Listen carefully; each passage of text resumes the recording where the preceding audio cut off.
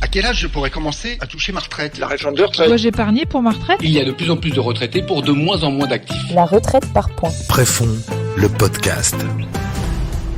Le rendez-vous retraite et prévoyance pour tous les agents de la fonction publique. Bonjour à tous, ravi de vous retrouver pour un nouveau numéro de ce podcast consacré aux retraites. Nous sommes ensemble, comme à chaque fois, pour une vingtaine de minutes. Avec au sommaire aujourd'hui, un vaste sujet, la prévoyance et la retraite dans la fonction publique. L'occasion de revenir sur la naissance de la protection sociale, la création de la Préfonds il y a une cinquantaine d'années, surtout le succès de ce modèle, sans oublier bien sûr l'avenir de la protection sociale dans la fonction publique. Mais d'abord, justement, les Français connaissent-ils le fonctionnement de la protection sociale en France? Quelle différence entre public et privé? Vous allez le voir, ce n'est pas toujours très clair. La différence exacte entre le secteur public et le secteur privé, j'avoue que je la connais pas vraiment. Après, il doit y avoir des histoires complémentaires, peut-être des choses qui peuvent être actées automatiquement dans un secteur particulier. J'avoue que je ne sais pas du tout. C'est un sujet que je ne maîtrise pas. Un tout petit peu, très mal, très mal, parce que j'ai fait ma carrière dans le public et j'ai eu peu de rapports et peu de conversations sur ces choses-là entre le public et le privé. Mais la protection sociale du public étant déjà plus grande que celle du privé, le contexte est totalement différent. Alors, ayant travaillé un peu dans les deux, je dirais que dans le privé, disons, l'éventail des salaires est évidemment plus élevé que dans la fonction publique. C'est-à-dire qu'un fonctionnaire qui a un salaire, il lui faut à la fois manger, se loger, ce qui laisse une place relativement réduite, sauf pour quelques très hauts salaires, ou bons salaires, disons, à la protection sociale. Je ne saurais pas faire la différence. Évidemment, je fais la différence entre le privé et le public, mais c'est vrai qu'aujourd'hui, non, je ne saurais pas expliciter là-dessus. Plus ou moins, pas précisément. Au niveau du public, je sais qu'il y a des différences, mais je ne les connais pas en détail. Voilà les Français un peu perdus visiblement sur la protection sociale en France, les différences entre public et privé. Mais nous allons tenter de tout leur expliquer avec nos experts du jour. Marion Arnaud, bonjour. Bonjour. Vous êtes sociologue, doctorante à l'École des hautes études en sciences sociales et auteur de la Préfonds, 50 ans au service de la retraite complémentaire dans la fonction publique. Julien Damon, bonjour. Bonjour. Professeur associé à Sciences Po, conseiller scientifique de l'École nationale supérieure de sécurité sociale. Et Philippe Sebag, bonjour. Bonjour. Le président de Préfonds qui nous fait le plaisir d'être là aujourd'hui, président au titre de la CFE-CGC. On va commencer avec un peu d'histoire. D'abord, Julien Damon, quand et comment notre système de protection sociale a-t-il été créé ? Alors, un tout petit peu d'histoire, parce qu'il faut être très synthétique. Et il est vrai qu'il faut être pédagogique, parce qu'on l'a entendu dans votre micro-trottoir. Ce n'est pas toujours très clair. Les Français maîtrisent mal un système qui, de fait, est compliqué et qui a une complexité liée à l'histoire. L'histoire est très ancienne. Vous avez toujours eu de la protection sociale au sens où vous aviez de l'assistance du côté des paroisses et aujourd'hui, on dirait du côté des collectivités territoriales. Mais c'est surtout à partir du 19e siècle que se mettent en place de grandes lois d'assistance, puis au 20e siècle, une sorte de navire amiral de la protection sociale qui est la sécurité sociale, dont les bases sont professionnelles. Qu'est-ce que ça veut dire professionnel ? C'est que vous êtes assuré social en tant que cotisant à telle ou telle branche professionnelle. Et c'est pour cela qu'il y a des différences entre le public et le privé et des différences même au sein des fonctions publiques et des différences au sein des différentes activités privées. C'est vraiment après la guerre, en 1945, que le système est vraiment mis en place. Il a des racines bien plus anciennes. En 1945, ce qui est créé, c'est le régime général avec une vocation qui est de se généraliser, d'où nombre de sujets que l'on va probablement évoquer, celui par exemple de l'universalisation des couvertures, l'universalisation même de la retraite. Marion Arnaud, la notion de prévoyance, elle existait avant même la création de la sécurité sociale. En quoi cette notion est-elle essentielle à vos yeux ? Oui, la notion de prévoyance est vraiment centrale pour penser le rapport au risque dans l'histoire sociale française. Et au XIXe siècle, la prévoyance, c'est un principe éthique inspiré de la philosophie des Lumières qui fonde un certain rapport au risque des individus qui sont protégés par la propriété privée. Donc cette philosophie va être changée en profondeur par la mise en place des assurances sociales en 1930, puis ensuite par les institutions de la sécurité sociale. Mais voilà, je pense que cette notion de prévoyance qui est remise dans l'acronyme Préfonds lors de sa création est vraiment centrale et témoigne d'un certain rapport au risque qui fait de l'épargne notamment un principe de protection. Et on reviendra sur cette notion qui est en effet fondamentale. Julien Damon, en 1945, quel a été le rôle, la place des mutuelles historiques dans l'histoire de la protection sociale en France ? Alors, dans le système de protection sociale, il faut bien voir 3 principes qui sont en réalité 3 mécanismes. L'assistance, premier principe historique, on vous aide parce qu'une collectivité décide d'aider telle ou telle catégorie de la population. Vous avez un deuxième mécanisme qui est le mécanisme assurantiel, obligatoire, qui est à la base de la sécurité sociale. Vous cotisez obligatoirement, vous avez des droits. Et vous avez le mutualisme, qui est très ancien, qui précède la sécurité sociale.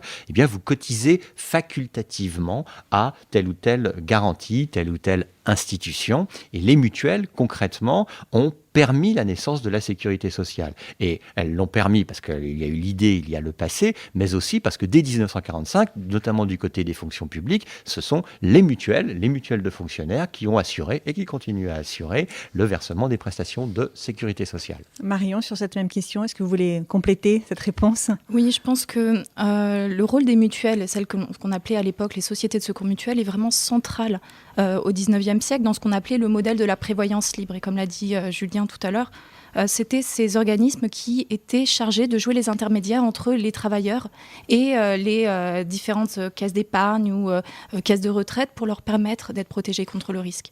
Et ce qui s'est passé, c'est que ces organismes étaient en charge de la gestion de la protection des individus jusqu'en 1945, puisque les mutuelles ont été chargées de la mise en place des assurances sociales en 1930. En 1945, les mutuelles ont été écartées de la gestion des institutions de la sécurité sociale, sauf dans certains secteurs, et notamment dans la fonction publique, qui reste à ce titre encore un régime spécial. Alors justement, dans les années 60, les fonctionnaires sont la seule catégorie socio-professionnelle à ne pas bénéficier de couverture complémentaire obligatoire en matière de retraite. Quelles sont à ce moment-là les réponses apportées par les mutuelles ou les assureurs, Marion Arnaud ? Déjà, je pense que dans les années 60, il faut être un peu plus nuancé. En 62, il y a eu les accords de l'UNIRS qui ont permis la reconnaissance du droit à la retraite complémentaire pour les salariés. Donc, à partir de 62, les fonctionnaires n'ont plus le même niveau de protection en matière de retraite que les salariés. Donc, qu'est-ce qui se passe ? Il se passe qu'il y a 3 grandes catégories d'acteurs qui sont positionnés sur l'enjeu de la retraite complémentaire de la fonction publique. D'une part, les mutuelles historiques, on l'a vu, qui, depuis 1945, avaient cherché à mettre en place des petits régimes complémentaires en capitalisation, mais qui étaient réservés à certaines catégories, les hospitaliers et encore avant, les instituteurs secrétaires de mairie. Donc, dans les années 60, les mutuelles s'organisaient pour essayer de mettre en place un régime unique.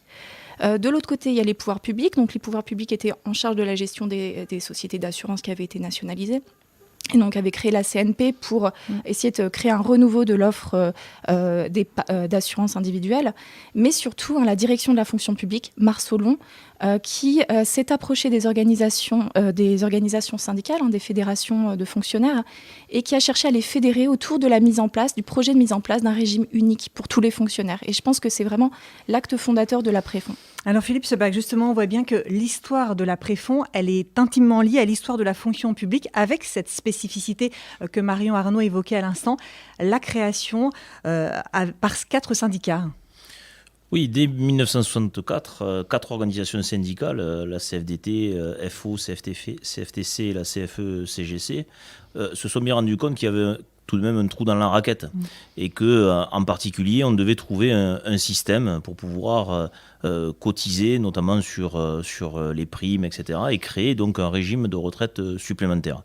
Je pense que Préfonds a eu une évolution dans sa structuration depuis 1964 à aujourd'hui. 1964, c'était véritablement pour combler finalement ce vide qui était dans la fonction publique. Les agents n'avaient pas ce qu'ils souhaitaient avoir. Et puis petit à petit, Préfonds a été un complément de proposition et s'inscrit aujourd'hui pleinement dans les 3 piliers que évoquait Julien tout à l'heure, le régime général, le régime complémentaire obligatoire et le régime supplémentaire volontaire. On s'inscrit tout à fait sur ce 3e pilier et aujourd'hui, Préfonds est le régime qui est connu et reconnu par tous les agents de la fonction publique. La seconde spécificité du régime Préfonds retraite, c'est qu'il fonctionne depuis l'origine intégralement en capitalisation. Oui, tout à fait. D'autres, d'ailleurs, ont souhaité nous concurrencer avec des régimes qui sont plus mixtes et ils ont vu combien c'était difficile de fonctionner ainsi. Nous fonctionnons c'est un régime assurantiel par capitalisation. Jusqu'à présent, c'était un régime totalement servi en rente à la liquidation. C'est toujours le cas. Mais depuis la loi Pacte et donc la mutation de ce produit historique préfonds rendu compatible avec les plans d'épargne retraite, les PER, aujourd'hui la sortie en capital est aussi possible pour les agents lors de la liquidation. Et donc on offre là aujourd'hui une véritable solution de complément en retraite. Et ça, c'est un changement majeur. 4 organisations syndicales soutenues à l'époque par le directeur de la fonction publique que vous évoquiez, Marion Marsolon, disparu il y a 4 ans maintenant. Il était intervenu à l'occasion d'un colloque organisé pour les 50 ans de l'après-fond. On va l'écouter, il évoque la solidarité de la fonction publique et l'importance des organisations syndicales. Je ne pense pas que j'aurais été l'un des acteurs importants, à l'origine même des quelques acteurs majeurs de l'après-fond, si je n'avais pas eu mon passé de fonction publique. 6 ans et demi que j'ai passé exactement à la fonction publique et qui m'avait passionné. C'était à la fois ma première grande direction et je m'y suis senti bien. Je sentais profondément cette solidarité fonction publique qui a été l'une des idées qui m'a amené à essayer de faire comme le privé d'ailleurs avait commencé à le faire déjà, un système de retraite qui ne pouvait être que facultatif, pas obligatoire, mais propre à la fonction publique. On ne demandait pas assez aux syndicats de la fonction publique. Ils avaient la réputation de n'être pas forcément de bons gestionnaires, mais encore faut-il pour être gestionnaire avoir à faire de la gestion. Et je pensais d'ailleurs, justement, par mon expérience de direction de la fonction publique, qu'on ne pouvait pas, on n'utilisait pas assez cette force, cette puissance qui pouvait être dans les syndicats de la fonction publique.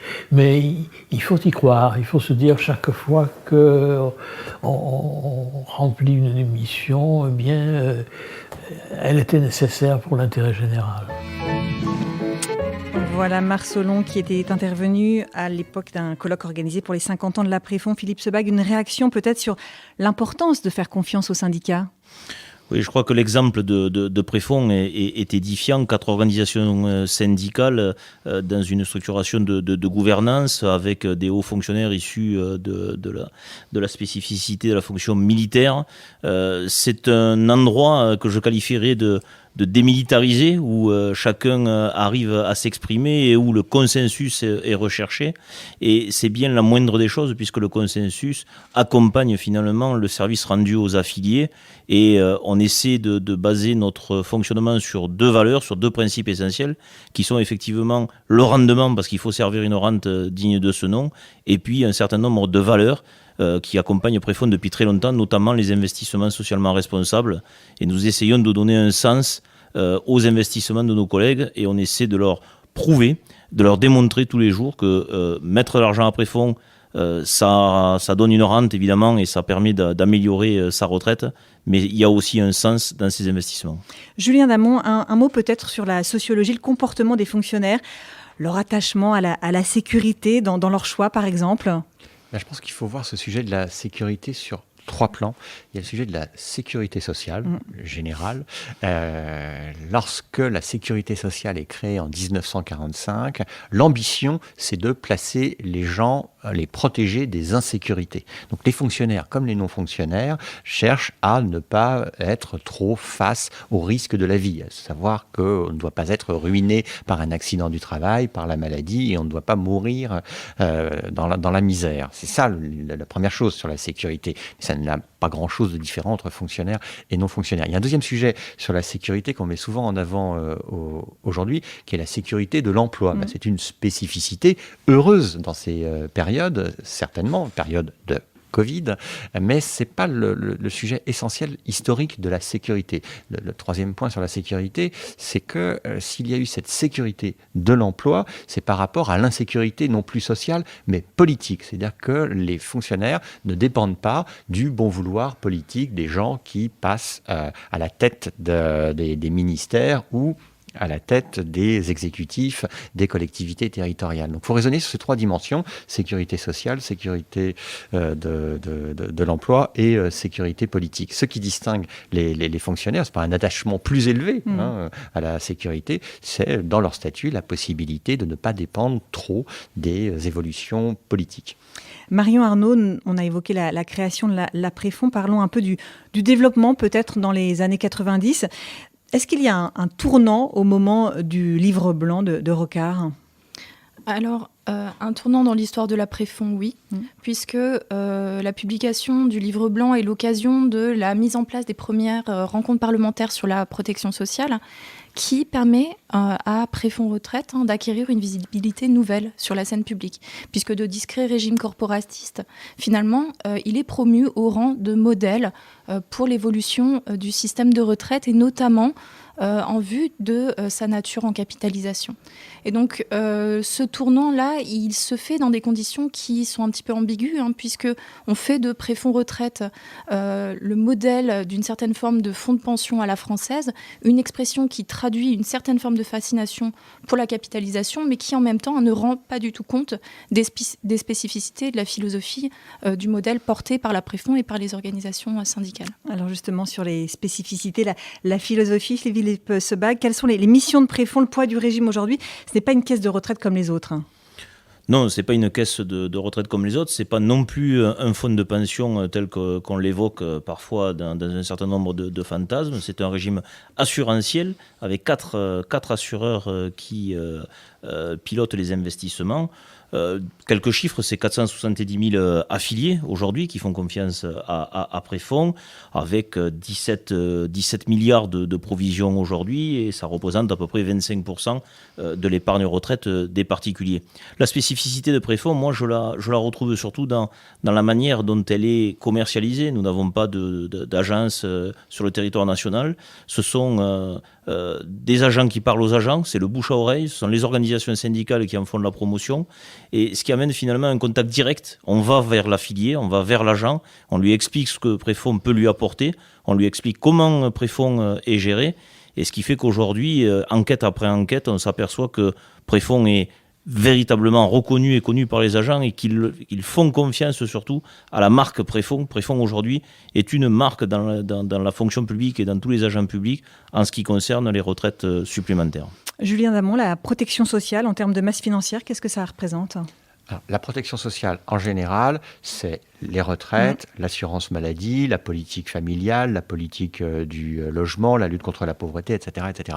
Qu'est-ce que ça représente ? Ça représente aujourd'hui à peu près 800 milliards d'euros. 800 milliards d'euros, c'est des chiffres, on ne voit pas exactement ce que ça représente, mais ça représente précisément un tiers de la richesse nationale produite chaque année. Cocorico, la France est au premier rang mondial en la matière. Certains estiment que c'est trop, certains estiment que c'est pas assez, ne serait-ce que par exemple en matière de pauvreté, il y a encore bien des trous dans la raquette, pour reprendre l'expression du président tout à l'heure, ou en matière de dépendance des personnes âgées.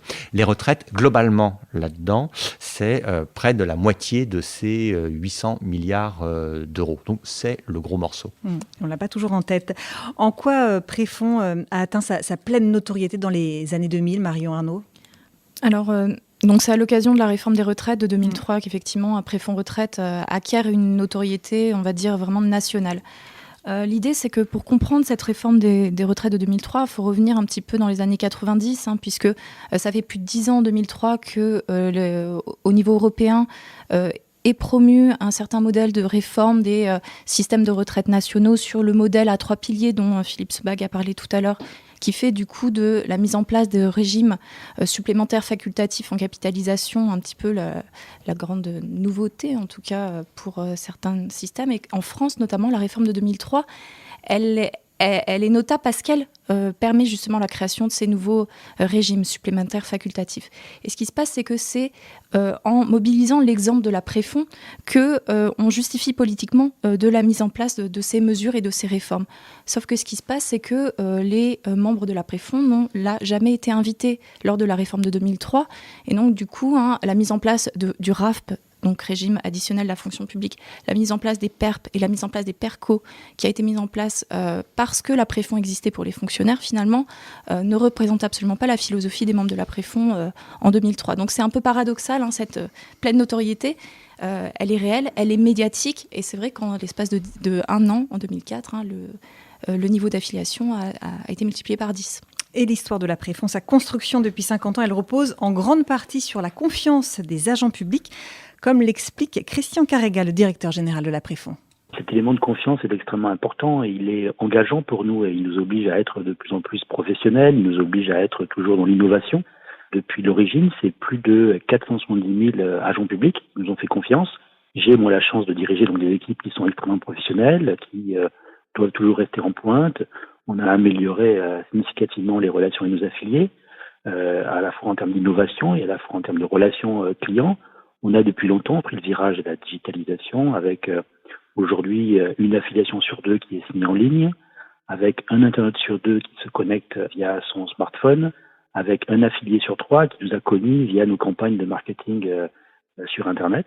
C'est aussi avec ces équipes professionnelles qu'on a lancé de nouvelles offres, notamment Préfonds Vie Responsable, qui est un contrat d'assurance vie en ligne et 100% ISR. On a mis en place un site qui s'appelle Préfonds-Life, qui est une véritable conciergerie, qui est un lieu où on peut trouver de nombreux produits et services pour répondre à cette problématique de prévoyance dans la fonction publique. Et puis, très récemment, un nouveau site Internet plus clair, plus logique, j'allais dire, et qui offre une facilité de navigation plus importante.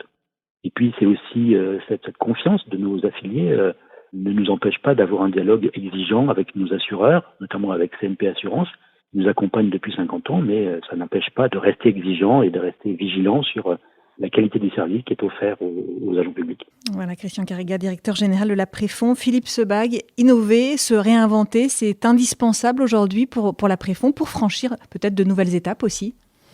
Oui, on est en constante réflexion pour proposer des produits nouveaux tout en sécurisant et en pérennisant le régime Préfonds que les agents connaissent bien. Mais pour revenir à ce que disait tout à l'heure Marion, on a aussi un rôle essentiel, c'est que les gouvernements successifs ont toujours, comme en matière de loi, cette fâcheuse tendance à vouloir empiler les choses et à réinventer ce qui existe déjà.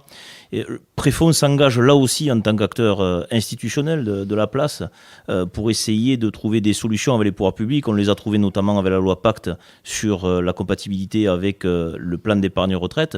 Mais on est en contact permanent avec le Trésor notamment pour essayer de trouver des solutions d'aide, d'abondement de l'État pour les fonctionnaires. Je rappelle quand même que les fonctionnaires ne bénéficient pas aujourd'hui de la même protection sociale que le privé, qu'ils n'ont pas tous les avantages qui peuvent exister dans le privé. Et si j'ai bien entendu ce que disait Julien tout à l'heure en ce qui concerne la protection de l'emploi, ce qui est probablement pour certains corps de moins en moins vrai, mais en tout cas, tous les avantages de packaging salarial qui peut exister dans le privé n'existent pas aujourd'hui dans le public. Et donc Préfonds est là aussi pour agir auprès des pouvoirs publics, pour être l'acteur principal et être finalement celui qui représente les agents publics. Le temps passe vite, on a beaucoup de choses à dire. J'ai envie de vous entendre pour terminer tous sur l'avenir de la protection sociale dans la fonction publique. Peut-être les enjeux de ces prochaines années, selon vous, Julien Damon. Je dirais 2 mots rapides. Le premier, c'est déficit. Et le deuxième, c'est généralisation. Déficit, pour 2020, pour le moment, on évoque un chiffre de 50 milliards d'euros de déficit de la sécurité sociale. Et si on prend le périmètre plus large de la protection sociale, ce sera encore plus. J'en profite un instant pour dire qu'on n'a jamais atteint un tel niveau de déficit et jamais aussi vite. Il y a 10 ans, précédente crise, le déficit maximum était de 25 milliards d'euros. On l'avait atteint en 2 ans. Là, on a fait 50 milliards d'euros au moins de déficit en 6 mois. Pour la précédente crise, il a fallu 10 ans pour s'en remettre, revenir à l'équilibre.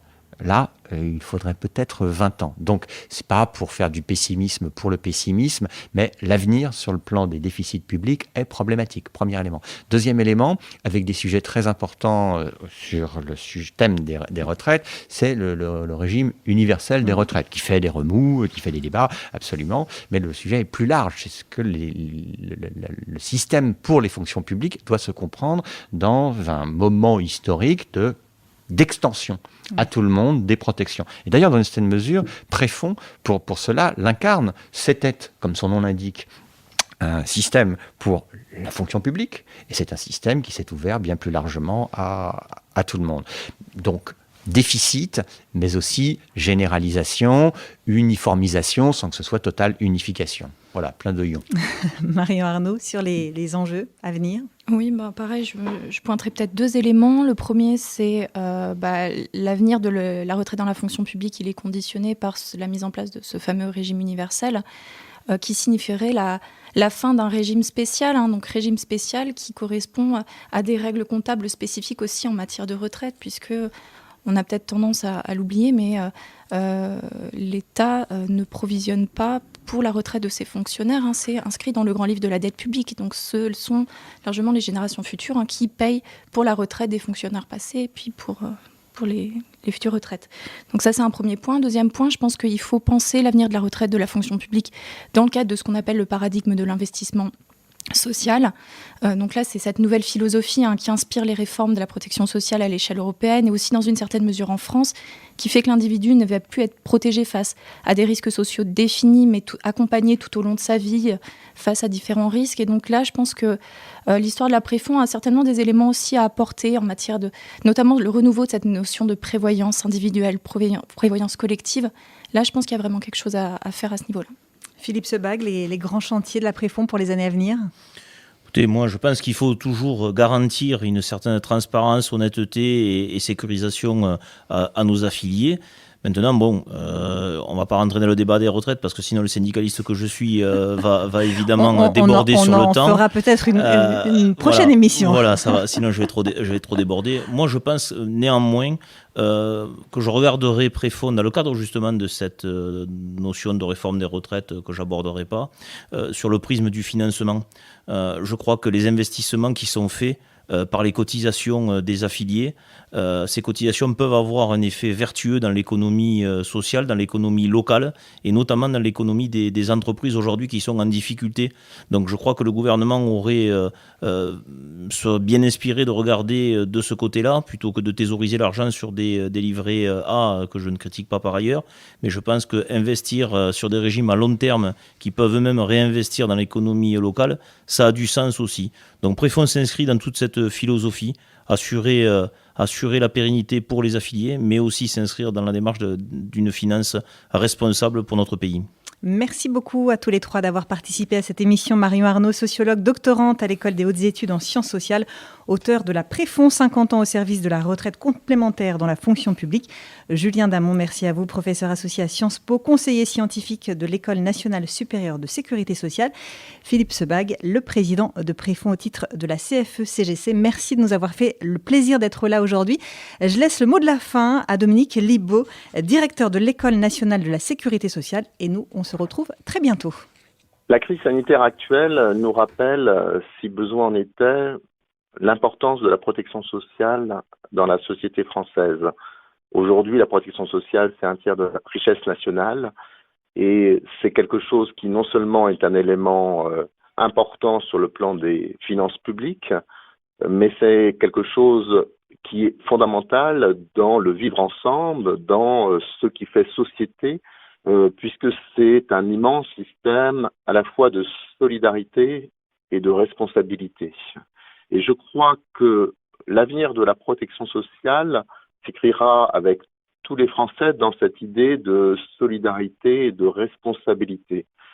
Solidarité car il s'agit face aux risques sociaux d'avoir une approche globale, une approche commune de ces sujets et d'allier des solidarités nationales, des solidarités interprofessionnelles, des solidarités éventuellement territoriales pour permettre à ce système d'être transmis aux générations futures. Responsabilité car rien ne se fera sans la responsabilité individuelle de chacun et chacun doit garder des espaces de liberté pour aussi construire sa propre protection sociale à côté de ce qui est mis en place par la solidarité nationale. Et je crois important de préserver ces espaces de liberté à l'avenir pour permettre de sauvegarder cet esprit de responsabilité. Je ne crois pas à une vision totalement uniforme de la protection sociale. Donc, le destin de la protection sociale, il est d'une certaine manière aussi dans les mains de chacun d'entre nous. Et je crois que des systèmes solidaires comme l'après-fonds, évidemment, contribuent et peuvent contribuer à cette transmission de la protection sociale pour les générations futures. Préfonds, le podcast. Le rendez-vous retraite et prévoyance pour tous les agents de la fonction publique.